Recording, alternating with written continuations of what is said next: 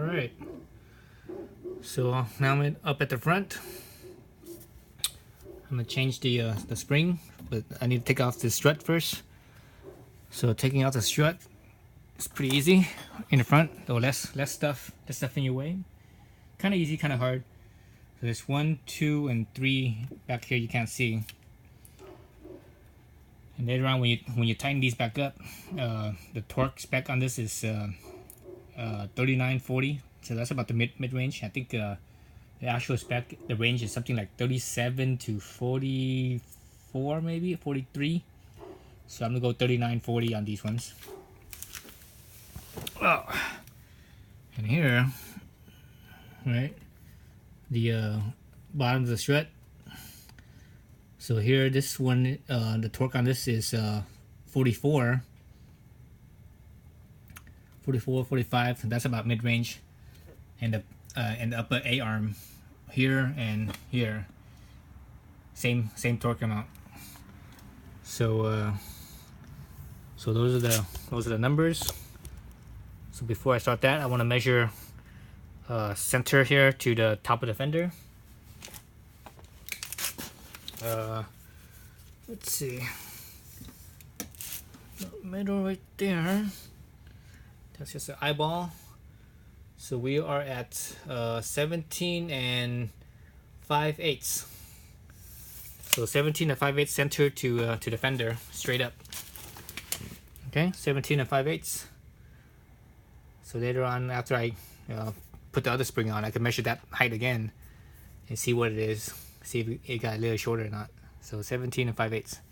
So just over 17 and a half, basically. Okay, so now you just need to loosen up the bolts.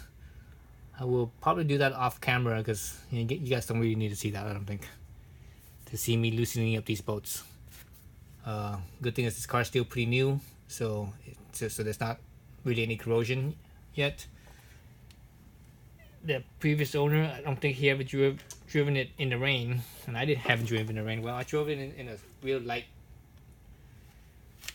sprinkle for like a couple minutes, sprinkling, so it didn't really get wet. The only water this thing has really seen is from washing.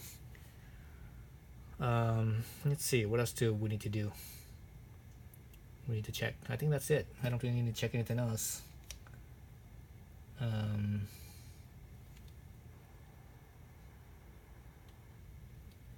Yeah, I think we're pretty much. Well, I'm pretty much done. I don't really need to look at anything else. Okay, so next video, you'll see me trying to take off the shock itself here. Because you have to actually disconnect the upper A arm here. Completely take it out. In the rear, you didn't have to take out anything. All you had to do was loosen it. For the bushing, for the sake of the bushing, and preloading it. This one you have to do that too, to loosen it. Have it loose and preload the suspension up. Compress it up, then tighten all the nuts down.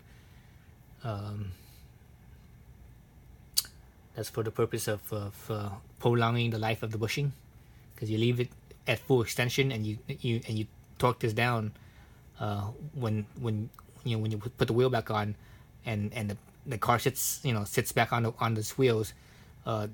This will compress and it will come up, and because when you had it at full extension and you tighten it, the bushings, when you tighten the bushing, it's just okay. It stays there, and that's its natural unloaded. Unloaded. Even though it's compressed because of the tightening, but it's unloaded. It has no twist to it, right? Because when the thing moves, there's a little bit of twisting to it. So when it's sitting down like this and you tighten it, it's unloaded.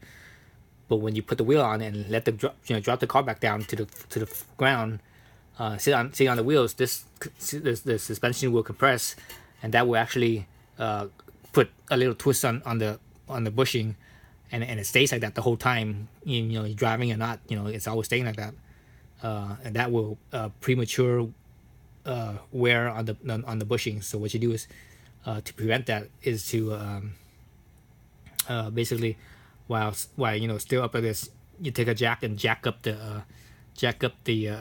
you know this corner here, and basically you're compressing the suspension to at least the height where it would sit naturally, or even more than that. And what that does is that when the suspension is compressed down and you tighten it, the bushing will basically stay neutral. It won't have a load on it, right? Then later on, when you take the jack off and it drops back down, then also there's a load, which is fine because it doesn't spend time. You know, the car doesn't spend time with the wheels off the ground, right? With the suspension extended. So once you put the tires on, the wheels on, and drop the car back in, it will go back to its untwisted, unloaded state. So the bushings last a lot longer that way.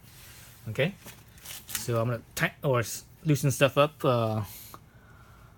off camera, just because I don't think you guys need to see me screwing stuff. You know, bolting things down. That's like not necessarily really exciting. So everything, at least these three up here, anyways, here and down here, and in the back here, it's all a socket wrench will fit. Conventional socket wrench will fit. Same thing with here. Socket wrenches will fit. Actually, it's better to go with a deep socket wrench instead of a shallow one. Shallow one is just you hit the stuff here, you hit stuff. So go deep socket wrench. And this other side you can't use socket wrench because this suspension bar is in the way right here. This bar right here is in the way. So you have to.